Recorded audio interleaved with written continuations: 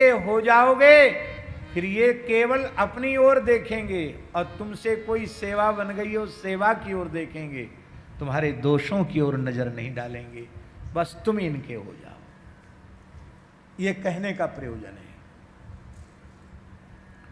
अब प्रश्न वही है, क्या विभीषण जी से वह दोष बना, क्या सुग्रीव जी से वह दोष बना?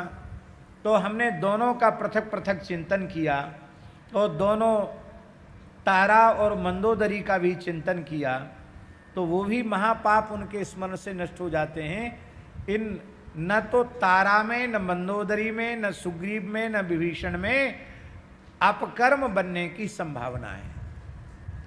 फिर ये बात कैसे प्रसिद्ध हुई? अब इसका रहस्य बोल करके हम अपने वक्तव्य को पूरा करेंगे।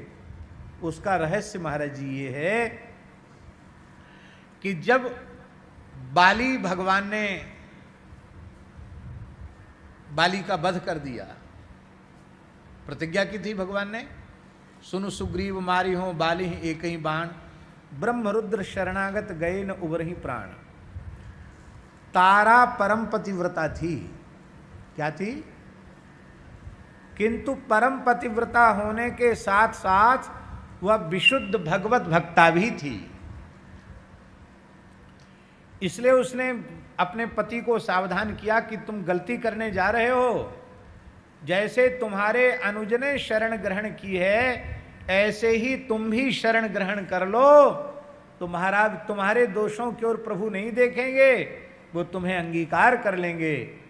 लेकिन मूढ़ नारी सखावन करसिन काना, उसने मंदोदरी की बात नहीं सुनी और वो सुग्रीव पर प्रहार नहीं था, भगवान की शरणागति पर प्रहार था, शरणागत पर प्रहार था, शरणागति पर प्रहार था। भगवान ने उसका वध किया। तो परम पतिव्रता होने के बाद भी मंदोदरी सती नहीं हुई। क्यों नहीं हुई सती महाराज जी? क्यों नहीं हुई सती?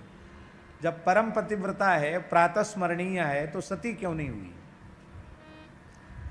इसलिए सती नहीं हुई क्योंकि पतिव्रता को पति के साथ चिता में जल जाना, उसके साथ परलोक गमन करना, यह धर्म है। और अब जो शेष जीवन बचा है, भगवत शरणागत होकर, किसी भक्त का आश्रय लेकर, भगवत शरणागत होकर शेष जीवन भजनानंद में व्यतीत करना, ये धर्म नहीं है, ये पर